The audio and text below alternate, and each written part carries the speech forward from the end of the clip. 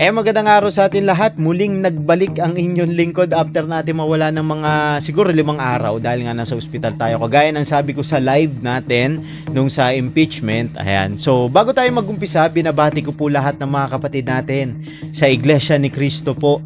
Ayan. So, happy 112th anniversary po. Happy anniversary po sa lahat ng Iglesia ni Cristo sa buong mundo, yan mga kapatid natin. At sana patuloy niyo pong suportahan itong channel na to. Ayan. So, i-enjoy po natin yung mga aktibidad ngayong araw na to, lalo-lalo na yung mga pamamahayag sa iba't ibang lokal sa buong mundo. Ayan. So, ang tatalakayin po natin ngayon, itong mga naging hakbang ng gobyerno dahil nga SONA mamayang hapon. Ayan, so ewan ko kung natatakot ba sila sa mga posibleng mangyari o napaparanoid. At alakayin rin natin yung naging pahayag ni Mayor Baste Duterte dahil medyo matindi na naman ang kanyang binitawan at asahan natin na tutuligsain na naman to. Ano ba yung mga naging pahayag ni Mayor Baste Duterte? So umpisahan muna natin dito nga sa nabanggit natin, pagposisyon ng kapulisan dito malapit sa Central. Ayan. Panoorin natin tong interview ng Net25. Interview kay Colonel Pabros. Sir, paano yung preparation natin ngayon lalo bukas na yung SONA? Actually po, tama po, may preparation po kami na ginagawa dito dahil po dun sa SONA natin. So kung makikita niyo po, maraming pulis sa paligid para po unang-una maayos po natin yung seguridad. Pangalawa po yung flow of traffic natin. Kasi usually pag may mga gatherings, sumisikip po yung daan. So doon po papasok yung pulis para po tumulong sa pagpapaluwag ng kalye. And then at the same time para po sa seguridad ng mga traffic traveler po at saka yung mismo mga tao po. Ang problema kasi rito kay PBBM, paranoid na. Real talk yan, paranoid na tong gobyernong to. Wala na tayong ibang pwedeng sabihin na matindi kundi paranoid. Biro mo ba naman sa dinami-rami ng mga presidente, siya lang ang nag-deploy ng kapulisan na almost 20,000 diyan, malayo sa House of Representatives. I-deploy niya diyan malapit sa Templo Sentral ng Iglesia ni Cristo. Kung talagang wala kang kinakatakutan or wala kang ginagawang masama, hindi ka nangangamba kagaya ng sinasabi mo na hindi mo alam kung bakit sila nagrarally. Bakit ka magde-deploy ng ilang batalyon na kapulisan? Siguro, iyang hawak ni Pabros, 2,000 policemen yan eh. O ilang batalyon ng kapulisan malapit sa Templo Sentral. Alam mo kasi sa sarili mo, may ginagawa kang kabalastugan. May ginagawa kang kalokohan. Hindi lang sa Iglesia ni Cristo, kundi sa taong bayan. Alam mo yun sa sarili mo na natatakot ka, na tamang hinala ka na. Kasi common sense eh. Ang layo ng Templo Sentral sa House of Representatives. Almost 10 to 11 kilometers. Biro nyo ang layo nun. Tapos dun ka magde-deploy sa Kulyat, sa Tandang Sora, ng mga ilang batalyon, ilang libong pulis para palibutan ang Templo Sentral. Ibig sabihin, may ginagawa ka talagang masama. Guilty ka. Kumbaga, nang i-intimidate ka na, nagpapakita ka na ng kapangyarihan. Show of force. Yan na yung ginagawa ng gobyernong ito. Real talk yan. Kasi biro mo kapag ka nagsosona yung ibang mga presidente, ang deployment lang ng kapulisan, doon lang sa harapan ng Sandigan Bayan. Doon lang. Hindi na maaring lumagpas papuntang St. Peter Church. O sabihin na natin ang pinakamalayo, Bergotesco, dyan sa Quezon City. Yan ang pinakamalayo. Pero yung abot ka ng Central Avenue, ang layo na nun sobra. So meron kang gustong iparating, 'di ba? Lalo na, 'di ba, nung mga nakaraang buwan, umingay yung intelligence report na aarestuhin si Senator Marcoleta at isusunod na pasukin ang Templo Sentral dahil pinaghihinalaan nga na nandiyan nagtatago si Senator Bato na malabo namang mangyari. Kasi kung titignan nyo, ang logic, kung si Senator Bato poprotektahan ng iglesia, dapat si Senator si Senator Marcoleta na lang ang poprotektahan ng iglesia. Kasi miyembro ng Iglesia ni Cristo si Senator Marcoleta. 'Di ba? Ang layo ng logic niya eh. Pero bakit sumuko si Senator Rodante Marcoleta? Kasi hindi nangingialam ang Iglesia ni Cristo sa proseso ng pagpapatupad ng batas. Ang gusto mangyari ng Iglesia ni Cristo ay ipatupad ng maayos, 'di ba? Ang batas, wag i-bend ang law. Pero ngayon, anong ginawa? Nang-i-intimidate ang gobyerno. Magde-deploy ng ilang libong pulis diyan sa vicinity ng Central. Tuloy natin to, yung interview sa kanya. Mga ilang police ba pinipin na po? Overall po sir, marami ito, pero particularly dito po sa akin kasi sa limited po yung aking knowledge about dyan dahil po ako'y nakalaan lamang sa STU Central dito po. So O, kita nyo na, STU Central. ang akin po, ang tao ko po is aabot po ng 2,000 po sir. Kita nyo, ang dami, 2,000. Intimidation to. Opinion ko to. Kasi nakakapagtaka eh, 'di ba? Ang layo ng House of Representatives, tas diyan ka magde-deploy sa malapit sa Central, sa vicinity, sa Kulyat, sa Tandang Sora. Ang layo niyan, maniwala kayo sa akin pag bumiyahe kayo mula Central papunta ng House of Representatives. Ang layo niyan. Real talk 'yan. Sir, baka panawagan na lang tayo doon sa mga magsasagawa ng kilos protesta bukas ng umaga.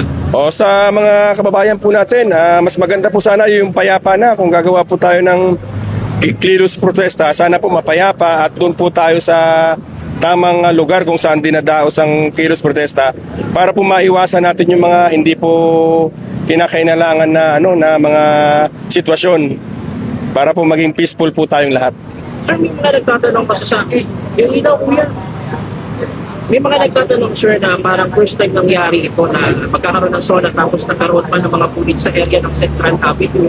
Quezon at sa parting ng Sora, ano po ba ang protocol natin, SOP? Di ba? Central Avenue, parte ng Tandang Sora, sa Kulyat, di ba? First time kasi talaga to eh. Nangyari. Real talk yan. May ano po ba putos ng PFP? Wala naman po. As usual, police visibility and police security po para po sa lahat.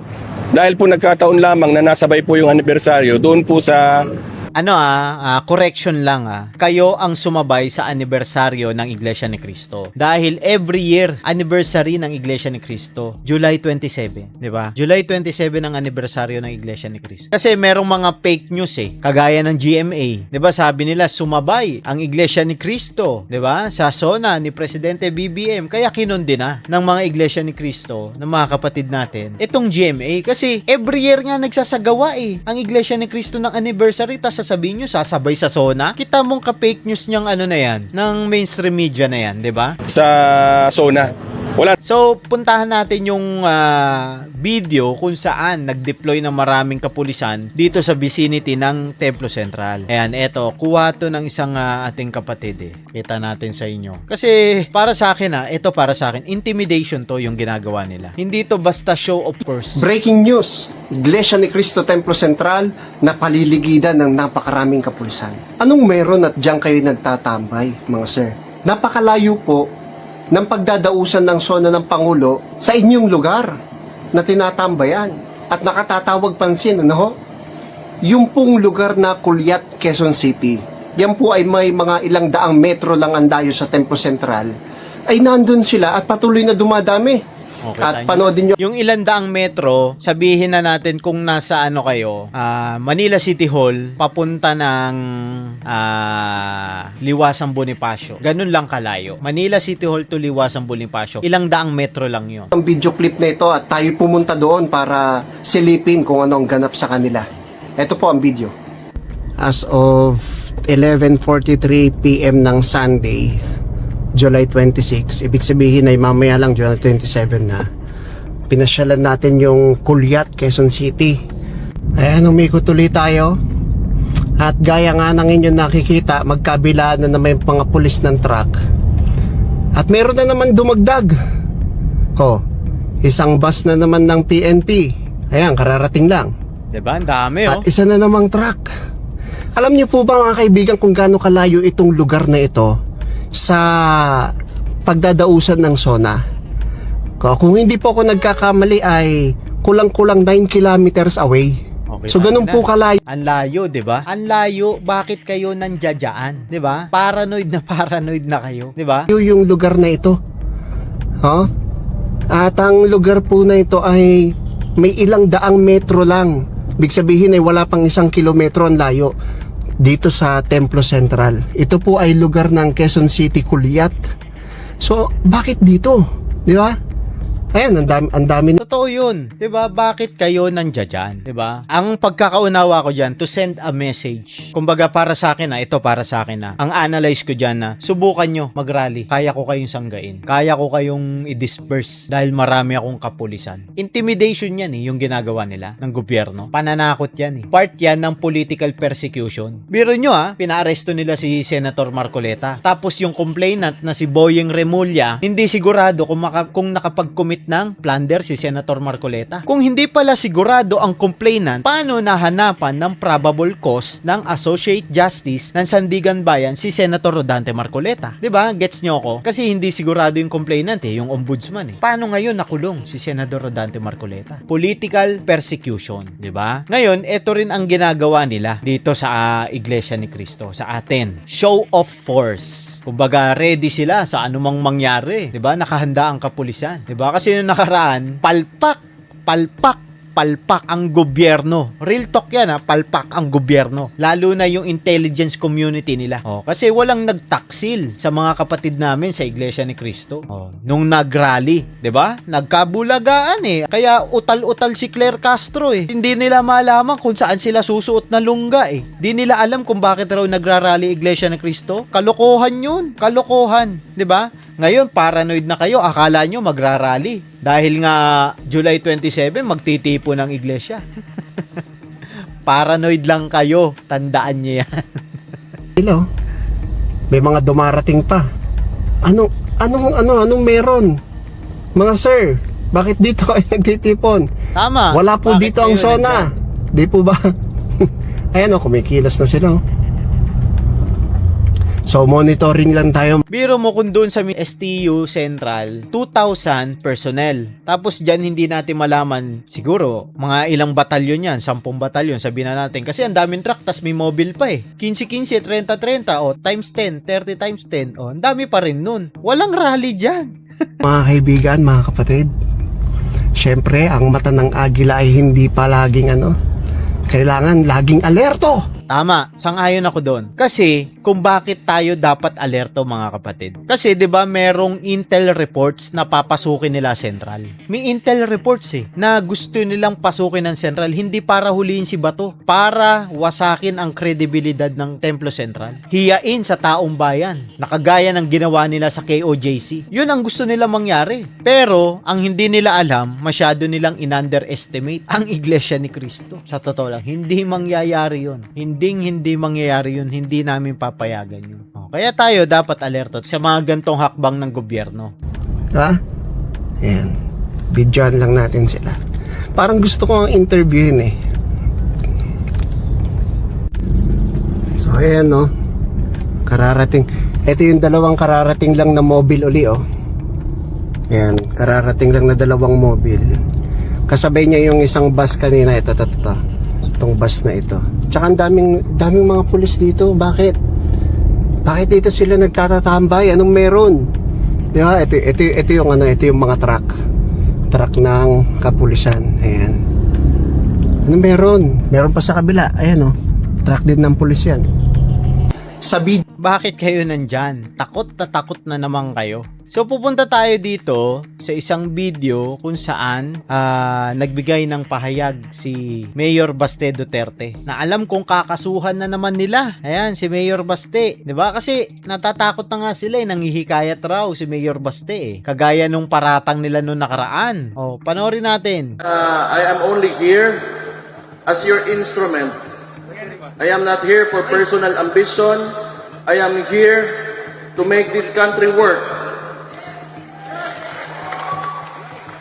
Masyado nang mataas yung masyado nang maraming nangyari. The core objective of one of the core objectives of PDP Laban is what? It is federalism. We have to remember this because we believe that in a federal system of government, we will be able to govern ourselves kung paano natin talaga gusto yung direksyon ng ating bansa. Look now, in a unitary system of government, anong nangyayari sa atin? We are paying our taxes. Saan napupunta ang mga buwis natin?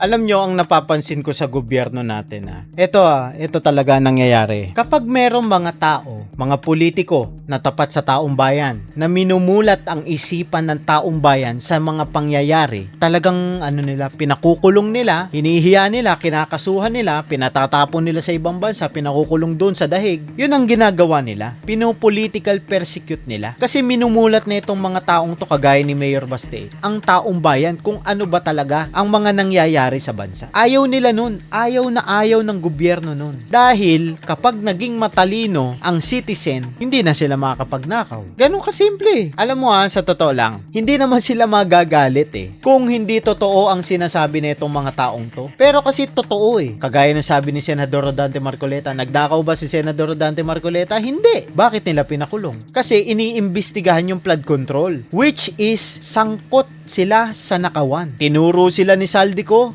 si Martin, tinuro ni Martin ang executive branch. Ay di damay ang presidente. Sino ba nasa executive branch? Ayaw nila nun, yung mamumulat ang taong bayan sa mga pangyayaring nakawan diyan sa gobyerno. Instead of opening up the Blue Ribbon Committee on the flood control, kung saan nawawala ang trilyon-trilyon nating pera, ano ang priority ng administration ngayon? Yung impeachment ng Vice President. Because we all know, pag hindi nila matatanggal ang Vice President ngayon, hindi sila makalagay ng presidente nila on the 2028 elections because he is a great threat sa presidency.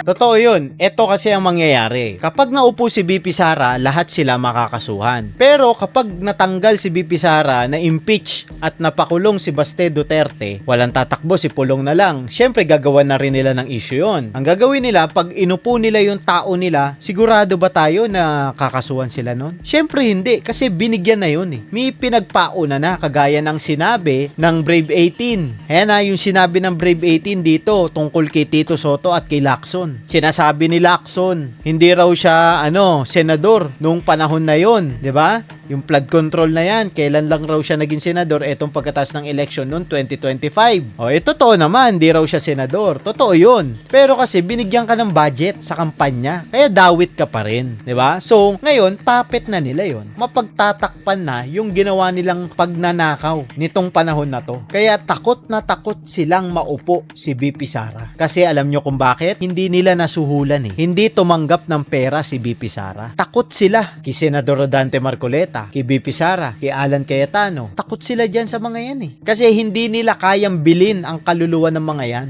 Real talk yan hindi nila kayang bilhin. Kasi kung nabili nila yan, wala tayong usapang flood control ngayon. Hindi malalaman ng taong bayan yan. Diba? Patuloy pa rin ang nakawan. Pero kasi sa panahon ngayon, meron talagang mga taong tatayo para ipagtanggol ang taong bayan. Kaya taong bayan, please, alamin nyo kung sino yung mga taong yun.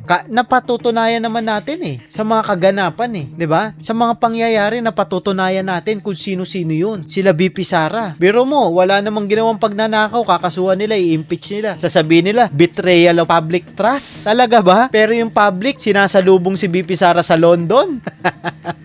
'Di ba? Sino ang magnanakaw na mag-iimbestiga sa nangyaring malaking nakawan? Sige nga. Sinong magnanakaw ang iimbitahan? Ang mismong mga witness, ang mismong mga security ng ni Saldico. Walang ganun. Walang mag-iimbita ng ganun.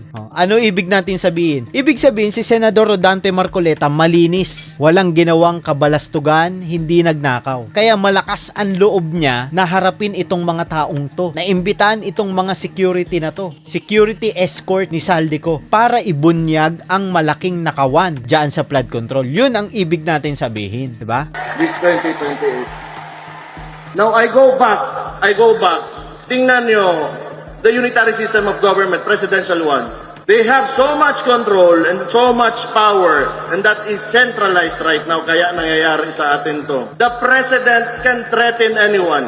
Tingnan nyo, walang natitira. Dalawa nating senador, isa nating senador, kinulong nila. Tama. Our guest candidate during the midterm elections, Rodante Marcoleta, just because he wants to open the Blue Ribbon Committee on Flood Control, anong ginawa sa kanya? Do we even have freedom at all at this point dito sa bansa natin? The former president, nasan ngayon? He's in The Hague. He's in the ICC. And clearly, walang jurisdiction. We know the process and they broke the process. They broke the process, they bend the law. Hindi man lang dumaan sa korte ng Pilipinas, hindi naman tayo miyembro ng ICC. Kita nyo, tama ba yan? Kayo, nanonood sa akin, tama ba yan? Kahit na sabi mong nagnakaw yan, kahit na sabi mong pumatay yan, merong due process. Hanggat hindi napapatunayan, ano yan, hindi yan guilty. Inosente pa rin yan. Hanggat hindi siya nahuhusgahan ng korte. Ganun kasimple. Pero anong ginawa nila? Binaypas ang saligang batas ng Pilipinas. Ikaw, Pilipino, kung sa'yo gawin yon, di ba kaawa-awa ka? Tayong mga pangkaraniwang Pilipino. Kawawa tayo kung sa ating gawin yon. Etong mga taong to, kagaya niyan ni Mayor Baste, malakas ang loob lang yan. Dahil ang suporta ng taong bayan, andyan dyan sa kanila. Paano natin nasabi na sinusuportahan sila ng taong bayan? Ipagkumpara natin yung pagpunta ni PBBM sa Canada at yung pagpunta ni BP Sara sa London. Si BBM, saka si Claire Castro, pati si FLM, First Lady, Lisa Marcos, binatikos, pinagmumura. Si Inday Sara, ginawa? Welcome. Mahal na mahal ng mga kababayan nating OFW doon sa London. Nakita nyo? Paano ngayon nila sasabihin na betrayal of public trust kung yung public ay minamahal si BP Sara? 'Di ba? Para sa kanila kasi kalaban nila 'di ba? Dapat tinatanong nila ang taong bayan. Hindi yung porket kalaban nila, sasabihin nila betrayal of public trust. And mind you, this is an establishment that should be an honorable one, and yet they move like syndicates. They Tama. have cooperated with the president who moves like a syndicate. Tama. Papayag kayo na ganito na lang tayo? We have to do our duty and responsibility for our country. All of us members of this party will not have an ambition of his own, and our collective ambition is to lift this country up. Totoo yun. Eto tatapatin ko rin kayo. Sabihin na natin, bakit tayo kailangan maniwala kay Mayor Baste? Sige, bigyan ko kayo example. Bakit tayo kailangan maniwala sa kanya? Ano ba ginawa nila sa Davao? Maganda ang Davao. Walang utang ang Davao. Safest city in the world. Marami na silang napatunayan sa Davao. Nung panahon ng Yolanda, tumulong ang mga Davaoeños, nagpadala ng rescue team, medical team, mga food packs, nagpadala si Mayor Rodrigo Duterte that time. Marami nang napatunayan ng Davao. Alam nila kasi kung paano magpalakad ng isang syudad, ng isang bansa, kung ano ang epektibong solusyon sa mga problema, lalong-lalo na sa komunidad, 'di ba? Kasi napaganda nga nila yung syudad nila eh. Ang Davao delikadong area 'yan. Bakit natin nasabi? Laging may gera diyan Mindanao 'yan 'di ba? Alam naman natin 'yun, may mga armed conflict diyan. Pero bakit naging safe ang Davao sa pamamalakad ng mga Duterte? Ibig sabihin, naging epektibo silang leader na pinagtiwalaan ng taong bayan diyan sa Davao, 'di ba? Minahal sila ng mga Davaoeño kasi maganda ang pamamalakad ng Davao, ng mga Duterte. Paano ngayon natin sasabihin na hindi sila dapat paniwalaan? Kung yung background nila, talagang 100% yung performance nila, napakagaling. Tuloy From tayo. all of this corruption, from all of this evilness that is happening to our country right now, this should stop right now in the 2028 elections. Ang isa pa sa uniqueness nito talaga ng mga Duterte, may paninindigan sa salita nila Kapag sinabi nilang wag, matatakot ka kapag ginawa mo pa rin. Sinabi nilang wag na wag mong gagawin. Yun ang kailangan ng taong bayan. Kasi kita nyo, walang takot walang natatakot Katulad yung rider, sinaksak, patay, 'di ba? Walang natatakot na kriminal. Ano sabi ni PBBM? Ano raw ang plano? Tinanong kasi siya ng mainstream ano ang plano ni PBBM sa drugs? Bahala sila, basta kami, tuloy lang kami, bahala sila. Presidente ka, dapat may solusyon ka, yun ang kailangan ng taong bayan. Bahala sila, di naapektuhan ng taong bayan sa sinasabi mo. Di ka nag-iisip, di ba?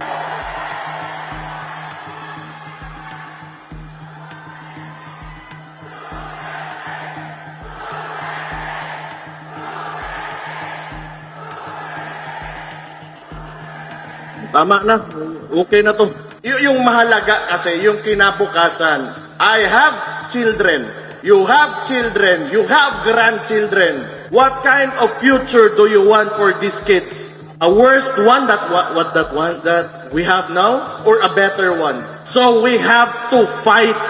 Kahit gaano sila kalaki, makapangyarihan, Nasa kanila lahat ng pera, tinatakot nila ang lahat, kinukulong nila ang lahat. Hindi tayo titigil hanggat sa hindi tayo mauubos. Ama, kasi wala naman choice eh. Wala tayong choice kundi ipaglaban kung ano yung tama. Tama ba yung pagbebend ng law? Tama ba yung pagpapakulong para matigil ang investigasyon sa flood control? Mali yun eh. Kaya kailangan natin ipaglaban. Eto, lilinawin ko sa inyo ha. Kailangan natin ipaglaban ang konstitusyon, ipaglaban ang karapatan ng taong bayan. Kasi pinaghihirapan natin yung pera na ibinibigay natin sa gobyerno tapos ibubulsa lang nila. Accountability, transparency, justice and peace, and don't bend the law. Yun ang importante. Ipaglaban natin yun. Eto panigurado, yung binanggit na naman ni Mayor Basti rito. Kaso na naman to. Pero kasi si Mayor Basti talaga ay nakakabilib actually. Ginagawan lang siya ng issue. Niyan ni Ping Lacson, ni Bading. Ginagawan lang siya ng issue dyan. Gusto siyang isabit kay BP Sara para double kill agad. Dalawang Duterte agad sa isang pagdinig. Ang kukulong, makakasuhan. Diba? May impeach. Yun ang gusto nila gawin. Para isa na lang ang tatrabahuin nila. Si Congressman Pulong. Yun na lang. Diba? Pero mauna muna kayo ha, ako na last kulong. Pero maluoy tayo, maawa tayo sa kinabukasan ng mga bata. Yan talaga ang... And yung pera, sinasayang. It is estimated that we have lost up to 1 trillion in corruption already. And look at our environment. Look at the people. People are still suffering. People are still hungry and very dissatisfied. Oo, totoo yun. Ano sabi ni PBBM? Nakahanda na ang mga ayuda sa mga mahihirap at sa mga maghihirap pa. Diyos ko, imbis na pakontiin niya yung mga naghihirap na mga Pilipino, pinadami niya pa. With this government, the survey showed, ang presidente natin ngayon got a survey, an approval rating, which is a disapproval rating, negative 27. Tama. Di na natin kailangan pag-usapan pa. The people are already, the people already know. The people already know. We are tired and we do not want this anymore. But, I guess, the upside of things, tingin ko rin naman maganda. Kasi nakita ng mga Pilipino kung ano ang klaseng gobyerno ang hindi maganda. Tama. They have contrast to what former President Rodrigo Duterte did to this country when he was president. And he made this country great.